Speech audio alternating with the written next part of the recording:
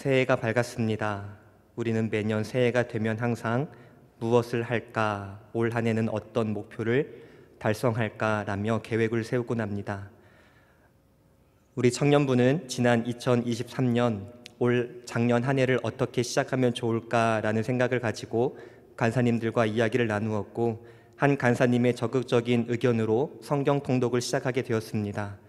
2023년 작년 1월 1일 성경 통독방에는 50명의 청년들이 들어왔고, 저번 주 토요일 시상을 하게 되었습니다. 1년 동안 한 번 이상 완독한 청년이 6명이었습니다. 그리고 아쉽게 중간에 포기했던 청년들도 있었습니다. 그리고 그 기세를 이어 올 한 해도 다시 말씀으로 다가가자라는 기치를 들고 다시 성경 독방을 만들기 시작하였습니다. 처음에는 12명이 들어왔습니다. 작년에 많이 힘들었을까 걱정도 했습니다. 그런데 한 청년이 한 청년을 초대하고 또 다른 청년이 또 다른 청년을 초대해서 지금 2023년 청년부 성경 통독방은 52명으로 활발하게 시작되고 있습니다. 그러는 가운데 오늘 한 지체가 성경 통독방에 이러한 재미있는 글귀를 올렸습니다. 오늘 설교와도 조금 연관이 있는 것 같아서 잠시 가지고 왔는데요. 우리 같이 한번 보도록 할까요? PPT를 보여주시면 감사하겠습니다. 성경 통독을 하면 생기는 변화 무엇일까요? 다음 보겠습니다. 변화는 무엇일까요? 다음, 변화는 없다. 조금 난해하죠? 그런데 그 다음 PPT 한번 볼까요? 진짜로 어떠한 변화도 없다. 이렇게나 똑같다고 세상에나 만상에나 뭔가 잘못된 것이 분명해 라며 머리를 쥐어뜯고 있습니다. 다음 PPT 볼까요? 굉장한 변화는 아니어도 무언가 변할 것이라고 생각했는데 나의 삶에는 전혀 변화가 찾아오지 않았다라며 책망한 듯합니다. 다음 PPT 볼까요? 내 인생은 성경을 읽기 전과 읽은 후나 큰 변화가 없고 너무나 똑같다, 첩첩산중이구나 라며 탄식합니다. 그런데 그 다음부터가 조금 재미있습니다. 변화된 것은 없지만 깨달은 것이 있다라고 말하죠. 무엇을 깨달았다고 말합니까? 우리 밑에 두 줄 같이 한번 읽어보겠습니다. 시작. 하나님이 사람을 엄청 사랑한다는 것이다.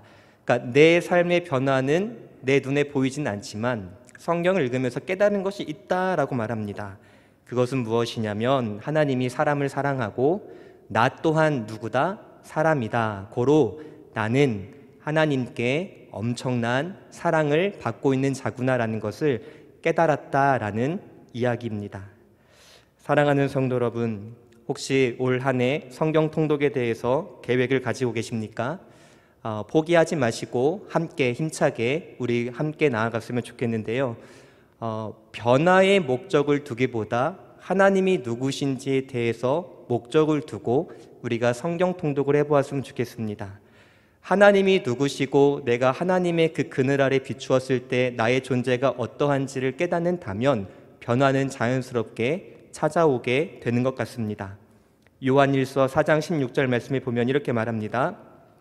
하나님이 우리를 사랑하시는 사랑을 우리가 알고 믿었노니 하나님은 사랑이시라. 믿으십니까? 성경을 펼치고 창세기부터 요한계시록까지 읽어 나아갈수록 내가 변화는 더딜지 모르겠지만 한 구절 한 구절에 담겨있는 하나님의 사랑을 발견하게 될 것이다 라는 말씀이죠. 사랑하는 성도 여러분, 한 가지 중요한 질문을 던지겠습니다. 말씀에 능력이 있음을 믿으십니까? 그리고 그 말씀이 살아있는 하나님의 말씀이심을 믿습니까? 그리고 그 말씀이 좌우의 날선 어떤 것보다 예리하여 우리의 혼과 영과 관절과 골수를 찔러 쪼갤 만한 능력이 있는 살아있는 하나님의 말씀인 줄 믿으십니까? 그렇다면 하나님을 알아가기에 힘쓸 수 있는 우리가 되기를 원합니다. 그러면 변화는 자연스럽게 따라오게 되어 있습니다. 대표적인 인물이 바로 바울이죠. 우리 사도행전 8장 3절 말씀 같이 한번 읽어보겠습니다. 시작. 사울이 교회를 잔멸할새 각 집에 들어가 남녀를 끌어다가 옥에 넘기니라. 하나님의 사랑을 발견하기 이전의 사울의 모습은 교회와 성도들을 잔멸했던 사람입니다. 여기서 잔멸하다라는 단어는 날뛰다, 파괴하다, 쓸어버리다 라는 의미입니다. 조금 더 쉽게 이해를 하자면 산에 살던 멧돼지가 밤중에 내려와 논과 밭과 모든 야채를 다 파헤치는 뉴스 한 번쯤은 보셨을 겁니다. 그 단어가 잠멸하다라는 단어입니다. 그랬던 사울이 다메섹 도상에서 예수님을 만나고 그분에 대한 사랑을 깨달은 후에 그의 삶은 어떻게 변하였을까요? 고린도전서 9장 19절에서 23절 말씀 조금 길지만 바울의 변화된 삶의 모습 속에 바울은 어떠한 목적을 가지고 살았는지 동일한 단어가 등장하는 것을 주목하여 우리 같이 한번 읽어보도록 하겠습니다. 시작. 내가 모든 사람에게서 자유로우나 스스로 모든 사람에게 종이 된 것은 더 많은 사람을 얻고자 함이라.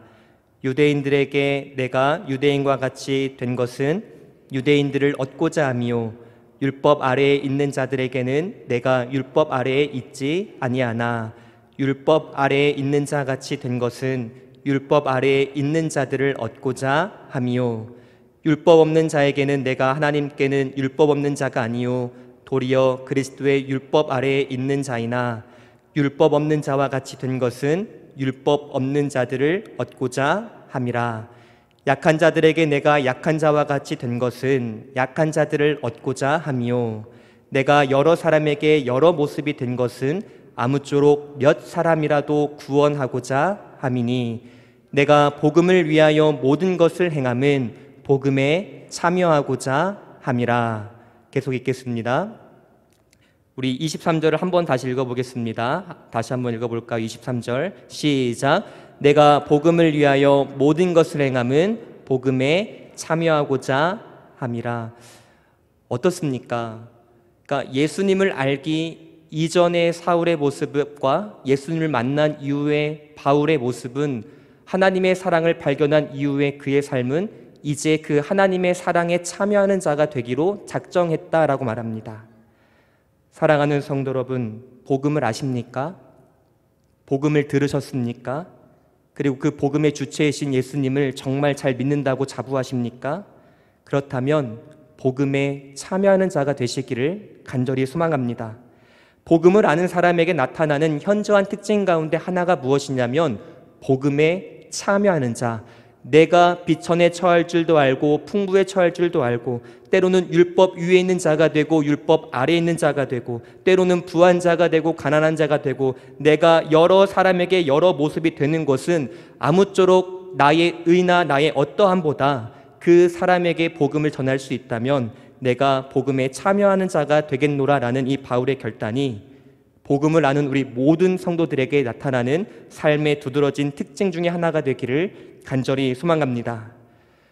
우리가 지난 2주에 걸쳐서 에베소서 말씀을 살필 때에 바울은 우리에게 세 가지의 중요한 단어를 던져주었습니다. 첫 번째, 그때에는, 즉 예수님을 만나기 이전에 우리의 모습이 어떠했는지를 소개했습니다. 그리고 이제는, 다시 말하여 내가 예수 그리스도로 말미암아 어떠한 신분의 변화가 찾아왔는지를 배웠습니다. 그리고 중요한 단어가 있습니다. 19절 말씀에 이렇게 시작합니다. 그러므로 이제부터는 이라고 말합니다. 구원받아서 우리의 신앙생활이 끝이 아니라 구원받았기 때문에 이제 우리가 해야 할 성도로서 마땅한 삶이 있다는 것입니다. 그것이 무엇일까요? 다시 한번 강조하지만 복음을 아는 자로서 복음에 참여하는 자가 되고 복음의 징검다리가 되어서 많은 성도들과 주님을 알지 못하는 자들에게 하나님께로 인도할 수 있는 다리 놓는 자들이 되어야 한다라는 것입니다. 그래서 사도 바울은 복음을 아는 자로서 우리가 앞으로 무엇을 추구하며 어떻게 살아가야 하는지 이렇게 요약하고 있습니다. 우리 에베소서 2장 22절 말씀 같이 읽겠습니다. 시작. 너희도 성령 안에서 하나님이 거하실 처소가 되기 위하여 그리스도 예수 안에서 함께 지어져 가느니라. 아멘. 복음에 참여하는 자가 되십시오. 그것을 조금 풀어서 설명하자면 예수 안에서 우리가 함께 지어져 가는 일에 참여하는 자가 되기를 간절히 소망합니다. 다시 말하면 복음을 아는 자는 공동체의 하나됨을 유지하며 강화하는 데에 하나의 미랄이 된다라는 것을 바울은 우리에게 가르치고 있는 것입니다. 그렇다면 조금 더 구체적으로 바울은 예수 그리스도 안에서 새롭게 형성된 그 공동체가 그 공동체의 하나됨을 유지하며 강화하기 위하여서 반드시 기억해야 하며 실행해야 할 것이 무엇인지를 우리에게 몇 가지를 소개합니다. 우리 먼저 본문 20절 말씀을 같이 읽도록 하겠습니다. 시작. 너희는 사도들과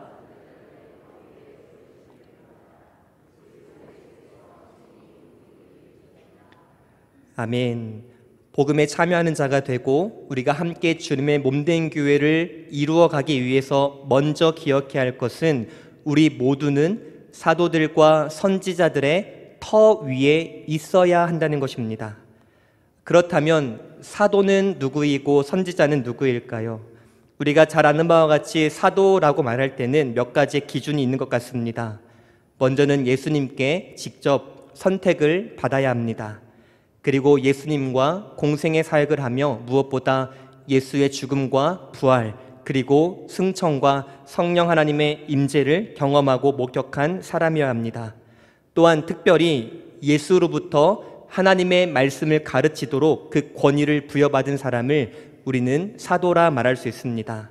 그래서 특별히 12사도와 바울 그리고 더러는 야고보까지 포함하여 사도로 부르는 경우도 있습니다. 그렇다면 오늘 본문이 말하는 선지자는 누구일까요? 선지자 하니까 구약의 선지자인가 보다라고 말할 수 있겠지만 우리 몇 구절을 함께 살펴보도록 합니다. 우리 에베소서 3장 5절 말씀 같이 읽겠습니다. 이제 그의 거룩한 사도들과 선지자들에게 성령으로 나타나신 것 같이 다른 세대에서는 사람의 아들들에게 알리지 아니하셨으니 사도들과 선지자들에게 무엇이 나타났다? 성령이 나타났다. 그러면 이 선지자들은 성령 하나님의 임재하심을 경험했다는 겁니까? 안 했다는 겁니까? 했다는 거죠. 그러니까 자연스럽게 구약의 선지자가 아니다라는 결론이 이르게 됩니다. 신약의 선지자구나라고 말할 수 있는 것이죠. 조금 더 구체적으로 에베소서 4장 11절도 같이 읽어보겠습니다. 시작. 그가 어떤 사람은 사도로, 어떤 사람은 선지자로, 어떤 사람은 복음 전하는 자로, 어떤 사람은 목사와 교사로 삼으셨으니 주님께서 죽으시고 부활하시고 승천하시고 또한 하늘 보좌 우편에서 교회에게 다양한 은사를 주시는데 그 은사 중에 하나가 무엇이다? 선지자다라고 말합니다. 그러니까 3장 5절과 4장 11절 말씀을 종합해 보면 바울이 2장 20절에서 말한 선지자는 구약의 선지자가 아니라 예수 그리스도의 죽음과 부활 이후에 나타난 선지자들, 즉 하나님의 말씀을 맡은 자들, 사도들과 영적으로 교류하고 그들의 영감을 받아서 말씀을 가르치는 선지자들이라는 결론에 도달하게 됩니다. 그러니까 사도들과 선지자들 그리고 그들의 터 위에 서야 한다는 것은 무엇일까요? 그것은 바로 사도들과 선지자들이 공통점이 있습니다. 무엇입니까? 하나님의 말씀을 가르치는 자들입니다. 즉 사도들과 선지자들의 터라는 것은 사도들과 선지자들의 교훈을 말하며 그 교훈을 조금 더 구체적으로 말하면 신약 성경이라고 말할 수 있습니다. 사랑하는 성도 여러분, 교회가 분열되지 않고 일치로 그리고 더욱더 강력한 하나됨으로 나아가기 위하여서는 그 무엇보다 오직 하나님의 말씀 위에 설 때에 가능한 줄 믿습니다. 성경이 교회의 기초를 이루듯이 성도 간의 삶과 교제 가운데의 기초도 무엇이 되어야 합니까? 하나님의 말씀이 되어야 한다는 것입니다. 조금 불편한 질문일지는 모르겠지만 한번 조심스럽게 생각해 보았으면 좋겠습니다. 나는 교회와 또한 내가 하고 있는 사역과 나와 관계 있는 성도들과의 관계 가운데 하나님의 말씀의 기준 삼아서 대하고 있는지 아니면 나의 생각과 경험과 감정이 말씀을 앞서 그들을 향하여 있는지 우리가 한번 점검해 보았으면 좋겠습니다. 우리 공동체는 사람의 공동체가 아닙니다. 우리 교회는 세상의 기관이 아닙니다. 교회는 주님의 몸이요 그 몸 안에 있는 우리는 주님의 몸된 하나된 지체라는 것을 꼭 기억할 수 있기를 간절히 소망합니다.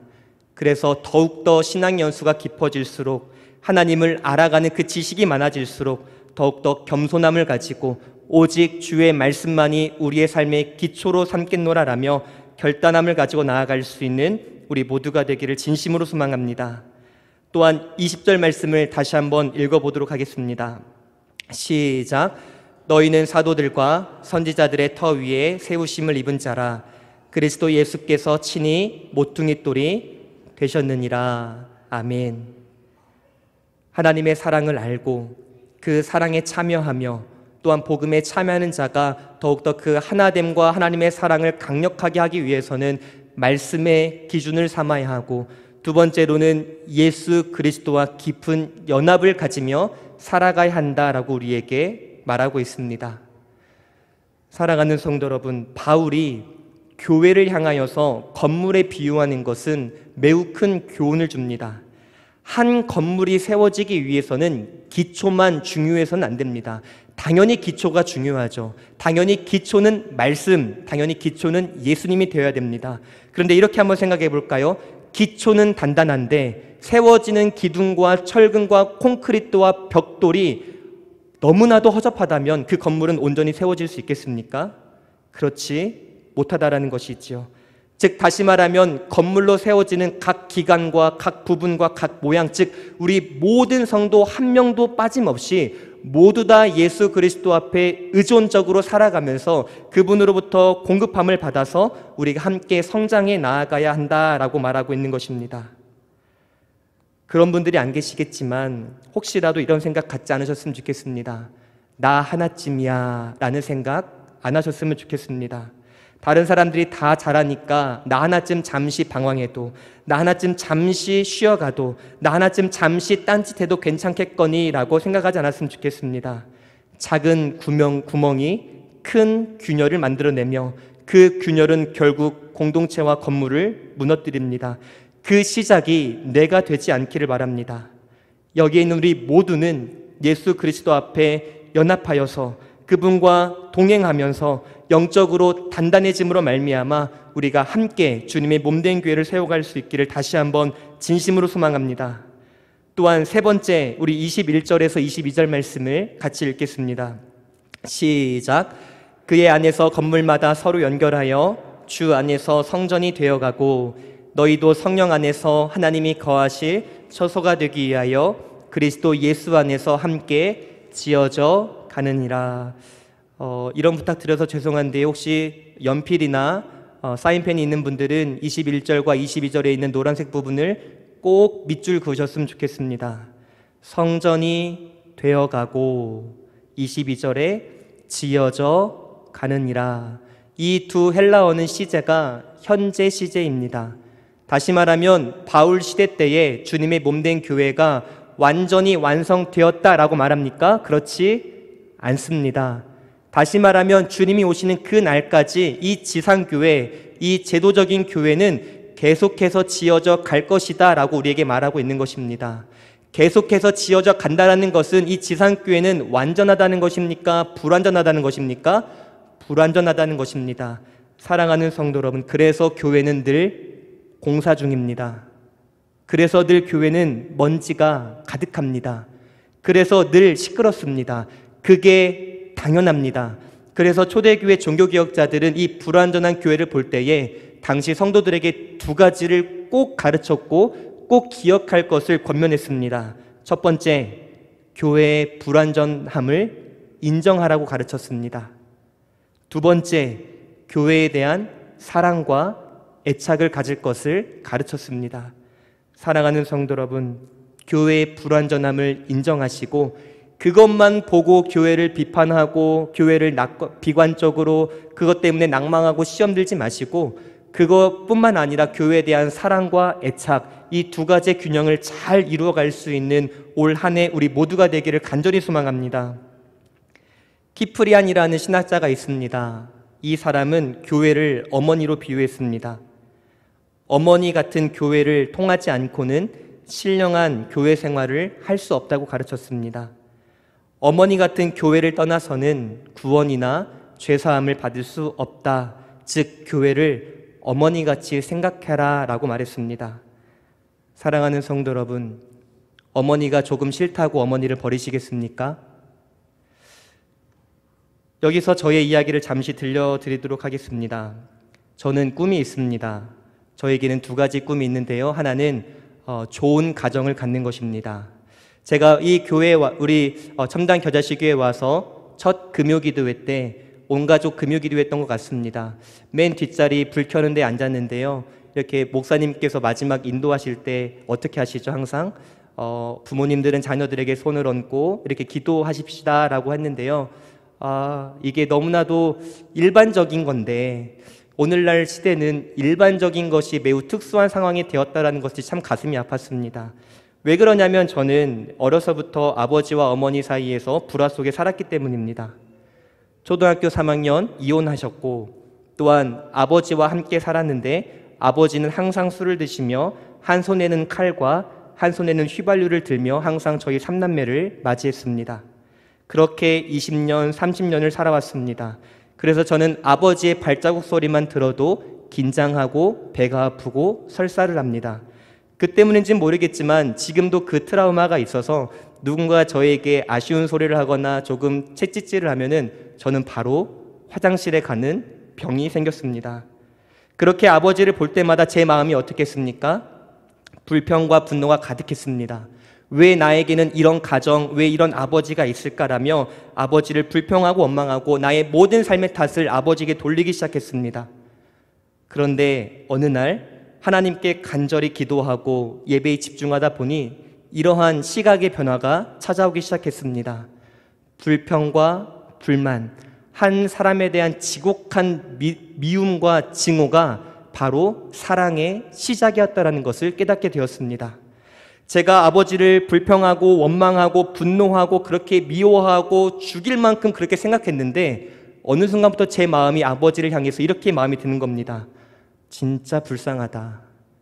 나 아니면 저 아버지를 거둘 사람 누가 있겠는가라는 그 마음이 어느 순간 갑자기 찾아오게 되었습니다. 그때 깨달은 것이죠. 미움이 끝이 아니라 사랑의 시작이구나라는 것을 깨닫게 되었습니다. 그래서 저는 항상 사역을 하거나 누군가를 만날 때에 사람 때문에 믿습니다, 사람 때문에 힘든데라고 말하면 저는 그 사람의 그 현상이 절대 비관적으로 보지 않습니다. 하나님께서 그 영혼을 만나시고 그에게 사랑이 무엇인지를 가르쳐주기 위하여 이러한 상황을 주시는구나 라고 생각합니다. 사랑하는 성도 여러분, 제가 아버지를 버렸겠습니까? 도저히 같이 못 살겠다고 그 아버지를 떠나서 등진 채 살았겠습니까? 아니요. 지금 잘 먹고 잘 살고 또 아버지와 함께 예배 생활하며 잘 지내고 있습니다. 사랑하는 성도 여러분, 제가 이 이야기를 드리는 이유는 저를 동정해달라고 드리는 이야기가 결코 아닙니다. 혹시 누군가를 미워하고 그로 인해서 관계가 깨어진 상태, 혹시 그로 인해서 더 심해져서 교회를 등져야 될까 고민하고 있다면 그것을 사랑의 시작으로 삼기를 간절히 소망합니다. 그리고 이 사실 하나만큼은 꼭 기억하십시오. 성령 하나님께서 현재 우리 가운데 역사하심으로 말미암아 비록 더디다 할지라도 한 걸음씩 한 걸음씩 완전을 향해 나아가고 있음을 우리가 꼭 기억할 수 있기를 간절히 소망합니다. 오늘의 미완성에 낭망하지 마십시오. 성장하기를 포기하지 마십시오. 교회를 등지도 마십시오. 오히려 이러할 때도 우리는 더 인내하며 주님의 인도하심을 붙들며 나아갈 수 있는 우리가 되기를 간절히 소망합니다. 존 스토트라는 신학자가 있습니다. 그가 쓴 책이 있는데요. 존 스토트의 기독교 강요라는 책인데 이 책의 442쪽에 보면 이렇게 설명하는 부분이 있습니다. 우리 같이 한번 읽어보겠습니다. 시작. 제도적인 교회에 대해 성령님이 사용하시는 방법은 조급한 거부가 아니라 끈기 있고 성경적인 개혁이다. 어떤 한 현상을 보고 조급하게 판단하거나 그 상황을 단정짓지 마시고 우리가 취해야 할 자세는 무엇입니까? 복음에 참여해야 한다. 나 한 사람이 복음의 통로가 되어야 되지 복음의 담이 되어서는 안 된다. 그러려면 내가 취해야 할 자세는 무엇이다? 성령 하나님의 능력을 인정하고 기대하면서 끈기 있게 기다리고 또 말씀의 나를 끝까지 반추해보면서 나를 끊임없이 개혁하는 끈기와 개혁, 이 두 가지를 우리가 날마다 포기하지 말아야 한다는 것입니다. 하나님께서는 하나님과 우리의 사이에 그 담을 허물어 주셨습니다. 그래서 우리는 하나님과 화목하게 되었습니다. 그런데 우리가 어찌 그 화목의 담을 쌓아서 형제 간에 성도 간에 그 거리를 다시 만들 수 있겠습니까? 패하신 담을 다시 쌓지 마시고 오히려 우리는 그 담을 더 허물며 사랑과 화목의 담을 만들어갈 수 있는 우리가 되기를 진심으로 소망합니다. 하용조 목사님께서 이런 글귀를 남기셨습니다. 세상에 가장 흉한 것은 짓다가 만 건물입니다. 세상에 제일 볼품없는 것은 타다 남은 나무입니다. 세상에서 제일 추한 모습은 예수를 믿다가 만 모습입니다. 예수의 성품이 아닌 인간의 성품이 드러나며 그로 인해 공동체가 아픔을 겪는 것이 가장 추한 모습입니다. 라는 글귀를 남기셨습니다. 사랑하는 성도 여러분, 혹시 지금 이 순간 내 모습을 봤을 때 너무 추해 보이십니까? 그렇다고 하더라도 주님 안에서 성장하기를 절대 포기하지 않았으면 좋겠습니다. 넘어지셨다면 다시 그 넘어진 곳에서 일어나시기를 바랍니다. 넘어지는 것이 문제가 아닙니다. 다시 일어나지 못하는 것이 문제입니다. 그러니 관계의 문제나 사역의 문제나 예배의 문제나 어떠한 나의 삶에 문제가 드리워져 있다면 다시 일어나 주님 안에서 깊은 연합으로 말미암아 성장하며 함께 주님의 몸된 교회를 세워나갈 수 있는 우리가 되기를 진심으로 소망합니다. 좌절하지 마시고 회개할 때는 회개하고 내가 하늘의 미랄이 될 때는 미랄이 되며 또한 내가 도구로 쓰임받을 때는 아낌없이 후회 없이 남김없이 하나님께 드려진 우리의 모든 삶이 되기를 간절히 소망합니다. 말씀을 정리합니다. 저는 말씀을 시작할 때 이렇게 질문을 드렸습니다. 복음을 아십니까? 말씀을 아십니까? 예수님을 아십니까? 그리고 그 예수님의 은혜로 말미암아 내가 어떠한 신분의 변화와 존재가 되었는지 진짜 아십니까? 그렇다면 복음을 보여주십시오. 사람에게 보여주지 마시고 주님께 보여주십시오.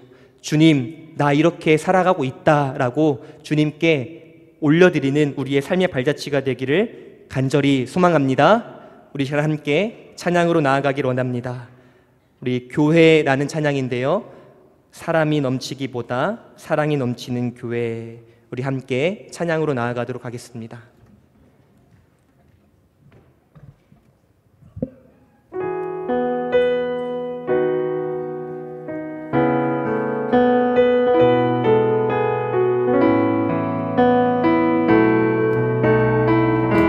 사람이 넘치기보다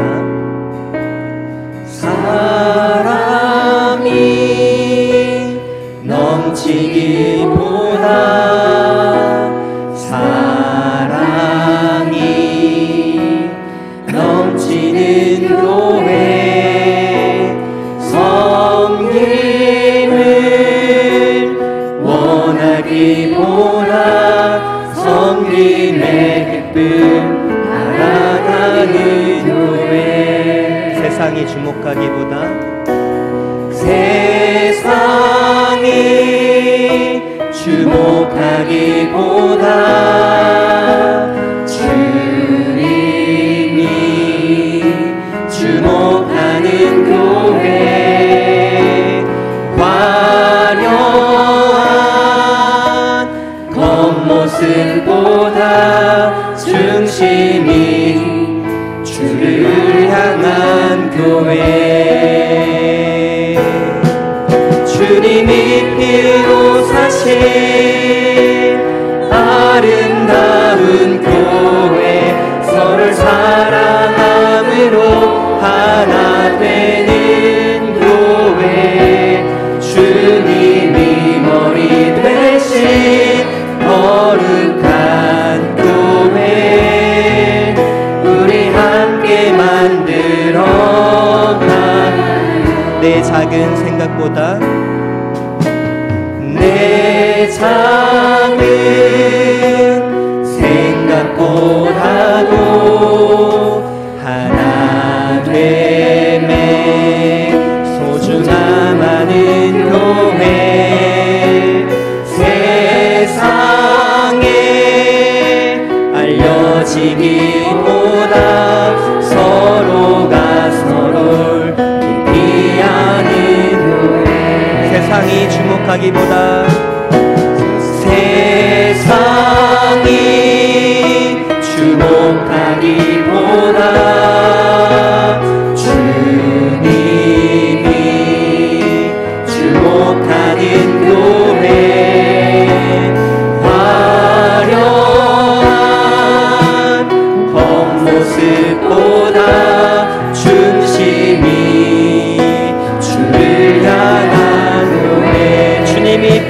사신 주님이 피로 사신 아름다운 교회 서로를 사랑함으로 하나 되는 교회 주님이 머리 되신 거룩한 교회 우리 함께 만들 우리 한 번 더 고백합시다. 주님이 피로 사신 주님이 피로 사신 아름다운 교회 서로를 사랑함으로 하나 되는 교회 주님이 머리 되신 거룩한 교회 우리 마지막으로 우리 함께 간절히 함께 찬양합시다. 주님이 피로 사신 주님이 피로 사신 아름다운 교회 서로를 사랑함으로 하나 되는 교회 주님이 머리 되신 거룩한 교회 우리 시간에 주님의 이름 부르면서 우리 간절히 기도하며 나아갑니다. 주여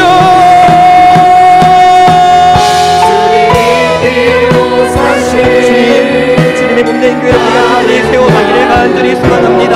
주님 이 주님의 교회가 나의 교회다 사람의 교회다 사람의 기관이나 건물이 아니라 주님의 영광스러운 몸된 교회를 우리가 잊지 않기를 간절히 소망합니다. 주님 나로 인하여서 한 영혼이 실족하지 않기를 원합니다. 주님 나로 인하여서 복음에 참여함으로 말미암아 나를 통하여서 한 영혼의 든든히 세워나가는 그러한 내가 되기를 간절히 소망합니다. 주님 내가 그런 대로 살아갈 수 있도록 주님의 말씀 앞에 순종하게 해주시고 그 말씀에 듣게 해주시고 또한 그 말씀을 따라 살아갈 수 있는 능력과 성령의 충만함을 함께하여 주시옵소서. 주님 이 시간 우리 모든 성도들 같은 마음을 가지고 살아가기를 원합니다. 같은 뜻과 비전을 가지고 나아가기를 원합니다. 내가 아프면 상대방도 아프고 내가 울면 그들도 눈물을 흘리며 내가 기쁘면 그들도 기쁘며 우리는 한 지체이며 서로 연결되어 있음을 우리가 날마다 기억하며 나아갈 수 있도록 주님 붙잡아 주시옵소서. 주님 이럴 때에서가 더욱더 하나 되기를 주님이 되기를 원합니다. 주님 더욱더 주님께 집중하며 주님의 사랑에 집중하며 그 복음에 집중하며 주님의 말씀에 집중하며 주님 앞에 나아갈 수 있는 것보다 주시도록 주님 붙잡아 주시고 함께하여 주시옵소서. 사람의 생각이나 사람의 말이나 사람의 방법으로 세우자기 붙잡아 주시고 완전한 주님의 말씀 안에서 하나님과 나의 관계를 먼저 바로 서게 도와주시고 그를 말미암아 우리 모든 막힌 담들이 모든 허물들이 주님의 은혜로 말미암아 끝이 해결될 수 있도록 주님께서 붙잡아 주시고 함께하여 주시옵소서. 주님 그로 말미암아 주님이 영광 받으시고 주님의 몸된 교회가 진실이 세워져가고 또한 그로 말미암아 우리 전당교단 시교회가 이 걸곡 땅 가운데서 아름다운 노아의 방주편을 잘 감당할 수 붙잡아 주시고 구원의 파수장판을 잘 감당할 수 있도록 주님께서 붙잡아 주시고 함께하여 주시옵소서. 이를 위하여 우리 모두가 나아가기를 간절히 소망합니다. 나 하나쯤이 하나님 생각을 벗어버리고 우리 모두 다 주님의 복음을 위하여 그 복음에 참여하고 주님이 부르시는 그날까지 의의 멸관을 향하여 전심으로 나아갈 수 있는 우리 모두를 주님을 붙잡아주시고 함께하여 주시옵소서. 우리의 힘으로는 불가능합니다. 성령께서 우리 마음을 감동하여 주시옵소서. 우리의 마음과 생각과 우리 모든 가와 우리 모든 삶을 주님께서 모든 것을 통치하여 주시옵소서. 정녕 하나님을 인정하며 나아갑니다. 주님께 끝나가며 나아갑니다. 주님을 의지하며 나아갑니다. 우리 주님 붙잡아주시고 함께하여 주시옵소서.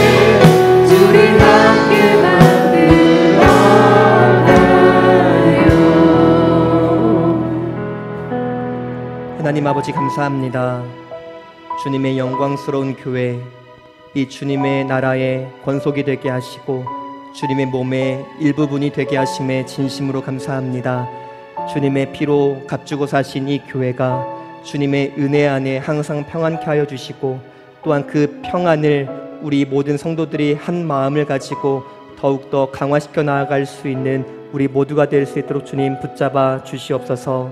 주의 말씀에 터 위에 서게 하여 주시고 항상 주님께 의존하며 우리 모두가 영적으로 성장하게 붙잡아 주시고 무엇보다 교회의 불완전함과 또한 교회의 사랑이라는 두 날개를 끝까지 유지하며 나아갈 수 있도록 또한 주님께서 우리 가운데 은혜로 함께하여 주시옵소서. 주님 우리의 힘으로는 불가능합니다. 항상 주님께서 우리와 함께 하시고 무엇보다 성령 하나님께서 우리의 삶 가운데 동행하여 주셔서 주님의 몸된 교회를 아름답게 갖고 나갈 수 있도록 지혜와 명철함과 분별력과 또한 때로 그에 맞는 힘을 공급하여 주시옵소서. 이제는 우리 주 예수 그리스도의 은혜와 하나님 아버지의 그 크신 사랑하심과 성령 하나님의 교통하심이 주님의 피로 값주고 사신 이 귀한 교회를 함께 지어가기를 원하며 결단하고 돌아가는 우리 모든 성도들 머리 위에와 이 나라와 민족과 세계 열방 가운데 이제로부터 영원토록 항상 함께 있을지어다. 아멘.